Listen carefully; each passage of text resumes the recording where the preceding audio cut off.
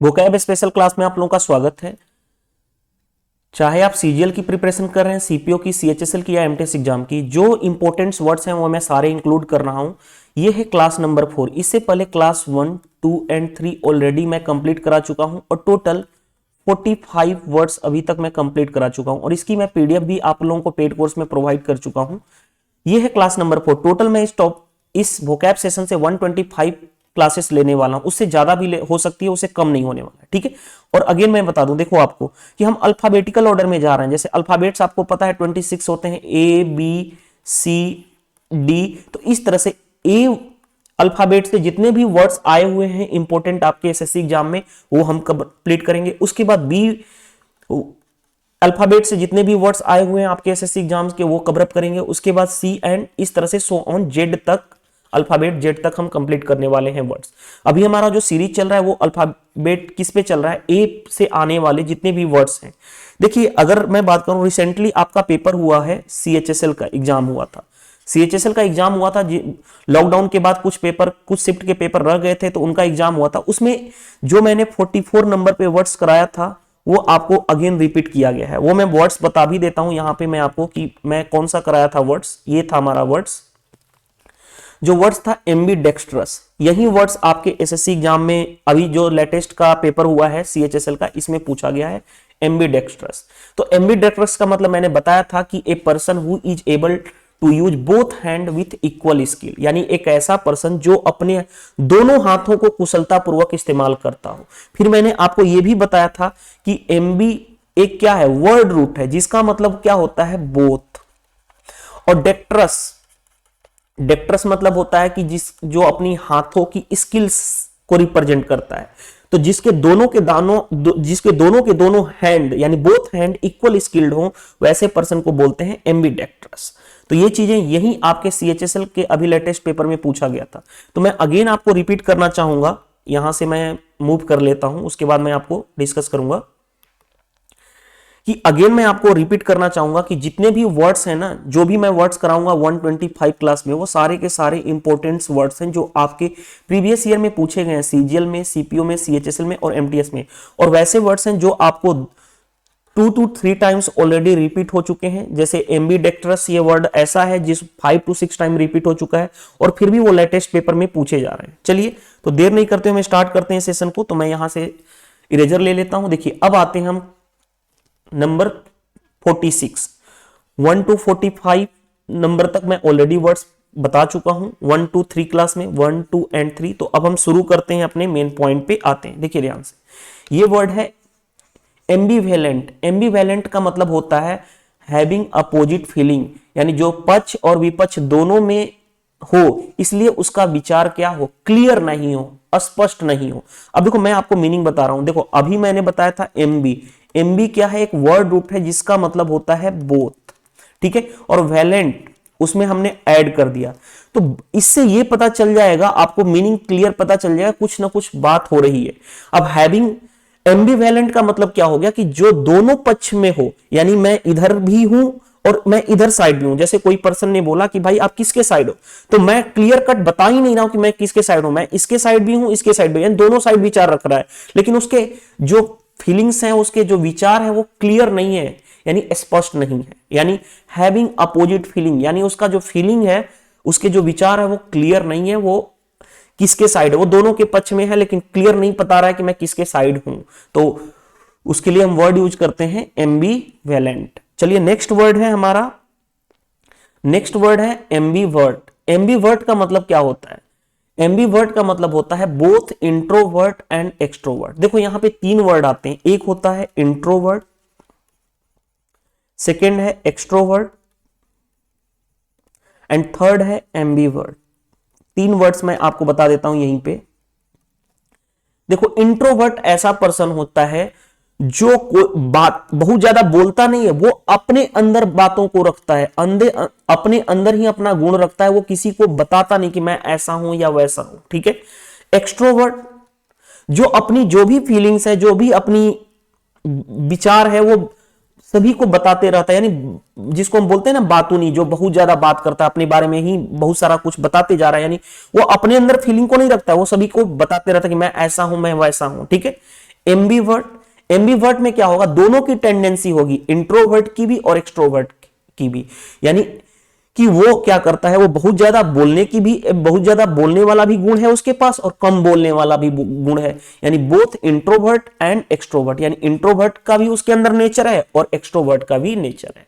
तो ऐसे के लिए हम क्या वर्ड यूज करते हैं, एम्बीवर्ट। अब देखो ध्यान से, एम्बीवर्ट, तो बताओ एम्बी मतलब मैंने क्या बताया, बोथ, और वर्ट मतलब क्या होता है कि भाई बोलने वाला की, यानी टू टर्न बोल सकते हो, यानी कि एक ऐसी टेंडेंसी जिसके अंदर दोनों का गुण हो, कम बोलने का भी और क्या हो, ज्यादा बोलने का भी गुण हो।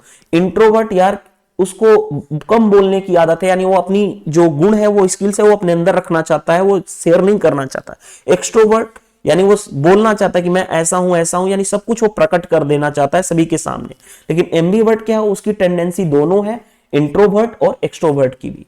यानी वो क्या करता है, समटाइम्स अपनी फीलिंग को, अपनी गुण को अंदर भी रख सकता है, वो चाहे तो अपनी बाहर भी कर सकता है। यानी कि दोनों की टेंडेंसी है, इंट्रोवर्ट एंड एक्सट्रोवर्ट।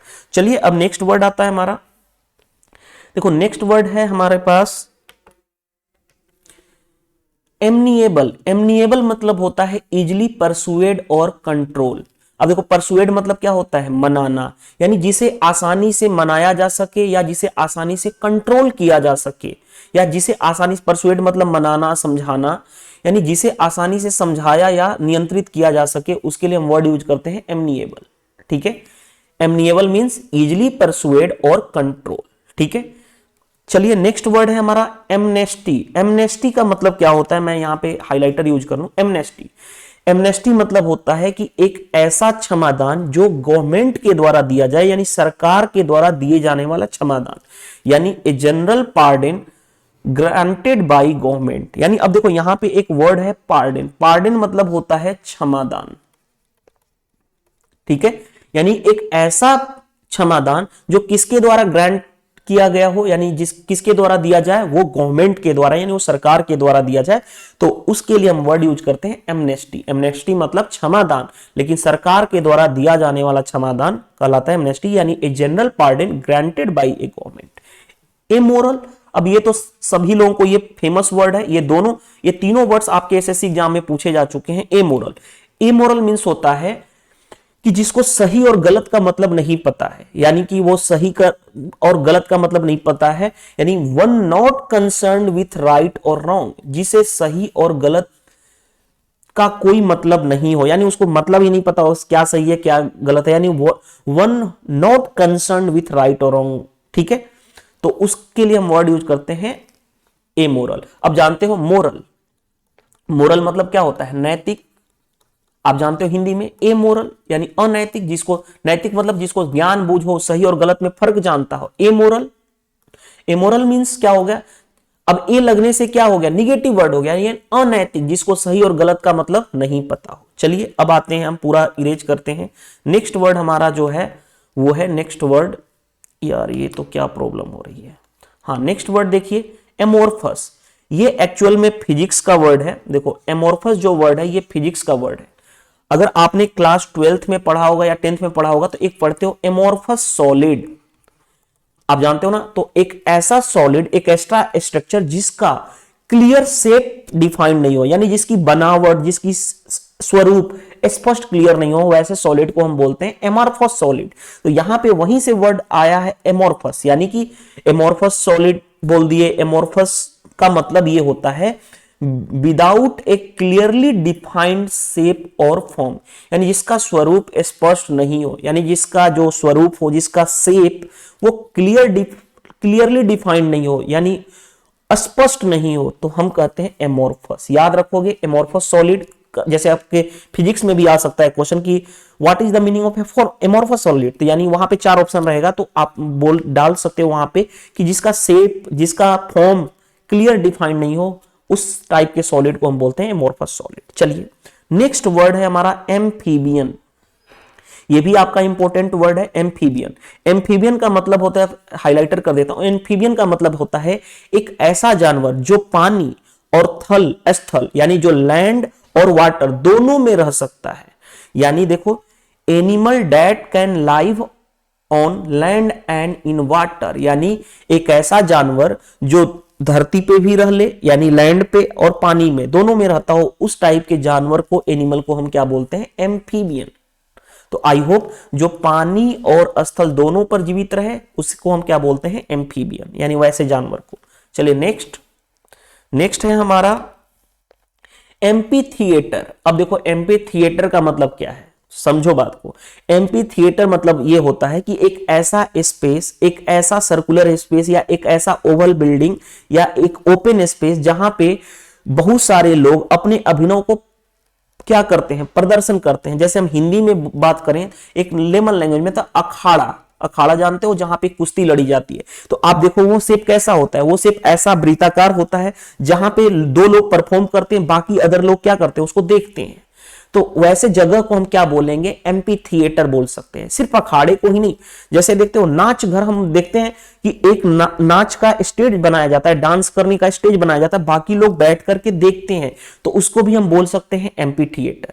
यानी एक लेमन लैंग्वेज में बात करूं तो अखाड़ा बोल सकते हो या नाच घर बोल सकते हो, या एक ऐसा वृत्ताकार स्थान या एक ऐसा ओवल शेप या एक ऐसा सर्कुलर स्पेस जहां पे मतलब अभिनव का मतलब क्या है कि जहां पे लोग अपनी अभिनव को प्रदर्शित करते हैं, कलाकार अपनी अभिनव को दिखाता है, तो उसको, उस स्पेस को, उस जगह को हम बोलते हैं एम्पी थिएटर। यानी देखो एन ओपन सर्कुलर और oval building with a central space for the presentation of dramatic और sporting event surrounded by tiers of seat of spectators. यानी एक ऐसा वृत्ताकार स्थान जिसमें कलाकारों के अभिनव का मंच रहता है, उस मंच को, उस स्पेस को, उस खाली जगह को हम बोलते हैं एम्पी थिएटर।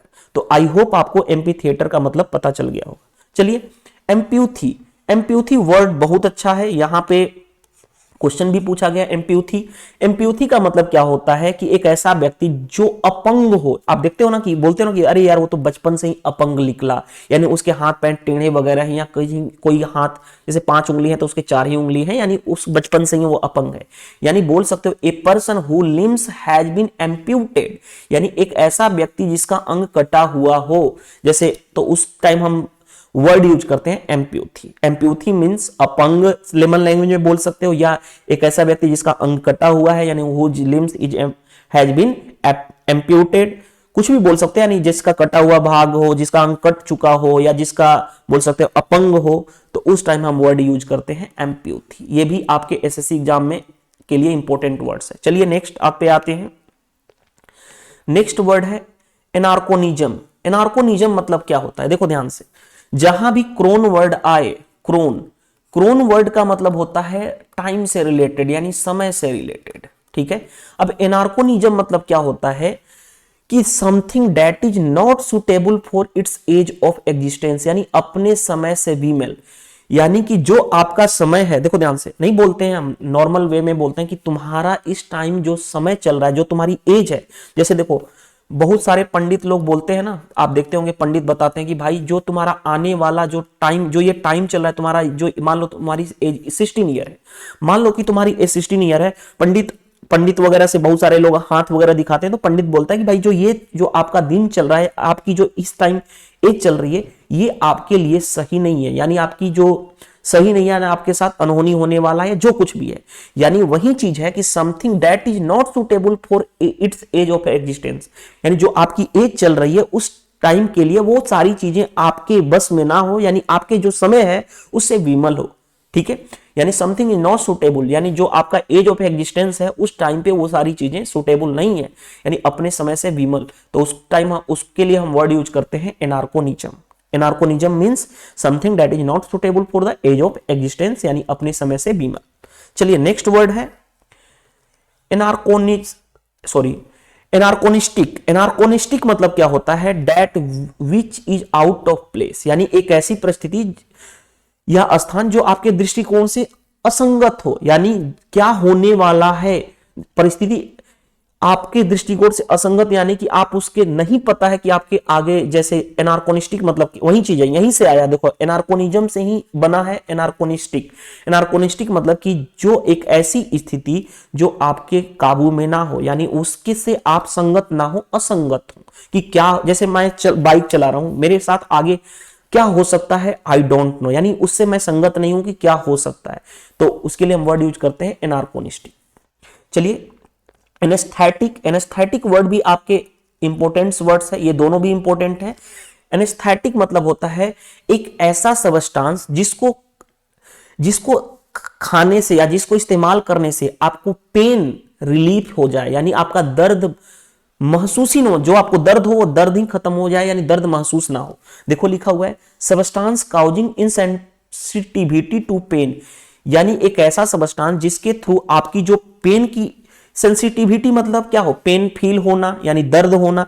इनसेंसिटिविटी मतलब क्या होता है कि जो आपको पेन नहीं होना, यानी एक ऐसा पदार्थ एक ऐसा सबस्टांस जिसके इस्तेमाल से आपको क्या हो, पेन जो दर्द हो रहा है वो दर्द फील ही ना हो, यानी दर्द महसूस ना हो, उसके लिए हम वर्ड यूज करते हैं एनेस्थेटिक। आप देखते हो ना, देखो ध्यान से, जब आप मान लो किसी भी चीज का ऑपरेशन होता है या कोई भी चीज आप नॉर्मली, जैसे मान लो मेरा हैंड फ्रैक्चर हुआ था, अभी मेरा जो ये दोनों ये वाला हैंड फ्रैक्चर हुआ था, यहाँ पे एल्बो और यहाँ पे ये, यहाँ पे नी जो है हमारा और यहाँ पे एल्बो दोनों मेरा मतलब कि टूटा हुआ था। तो मैंने 3 महीने बेड रेस्ट पे था। तो उस टाइम जब मेरे हैंड फ्रैक्चर का जो मेरा हैंड फ्रैक्चर हुआ था, तो इसका जब मेरे को प्लास्टर करना था, तो प्लास्टर करने से पहले मेरे को क्या किया गया था, एनेस्थेटिक के लिए एक इंजेक्शन दिया गया था।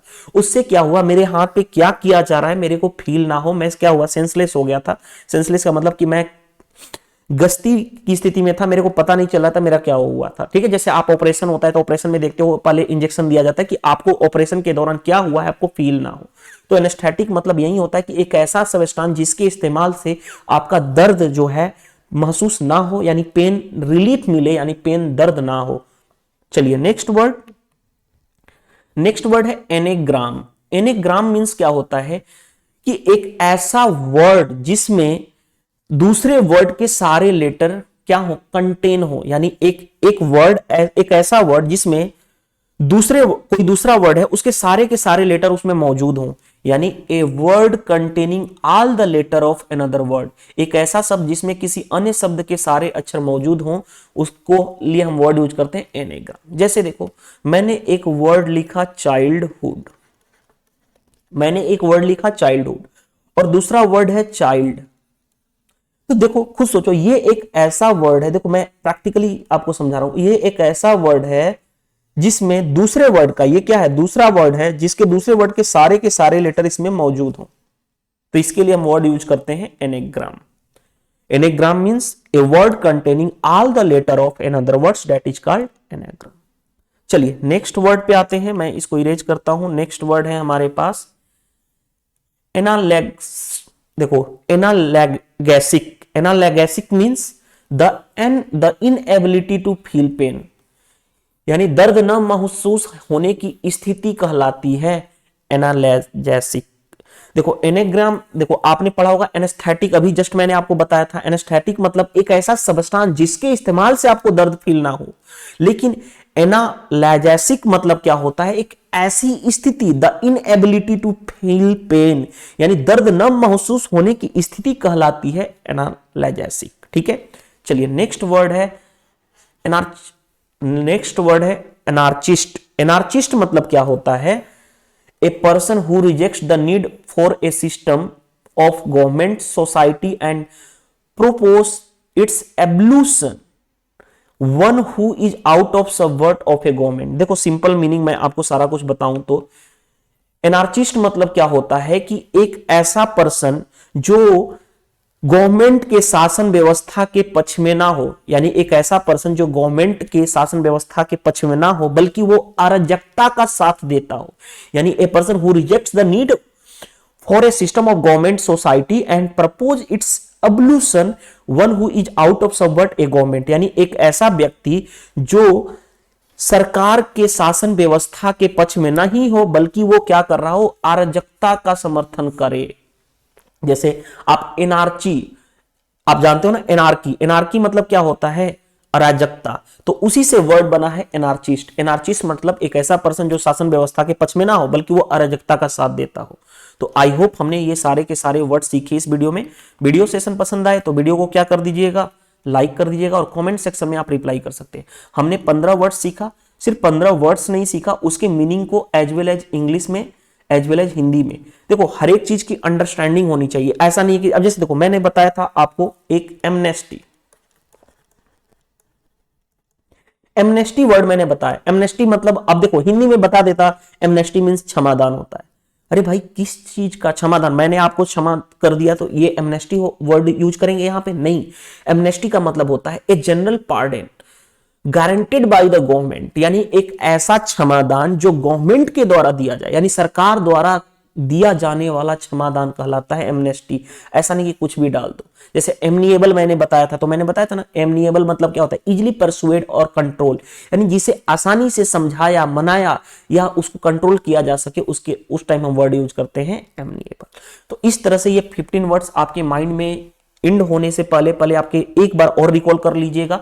मैं पीडीएफ दे दूंगा, पीडीएफ के थ्रू आप एक बार और रीड, सोने से पहले रीड कर लीजिएगा। इस तरह से 2-3 बार रिपीट करेंगे तो आपको ये सारे के सारे वर्ड्स याद हो जाएंगे। चलिए हम नेक्स्ट पार्ट में मिलते हैं। हमारा जो नेक्स्ट लेक्चर होगा लेक्चर नंबर 5, वो भी जस्ट आने वाला है इसके जस्ट तुरंत बाद ही।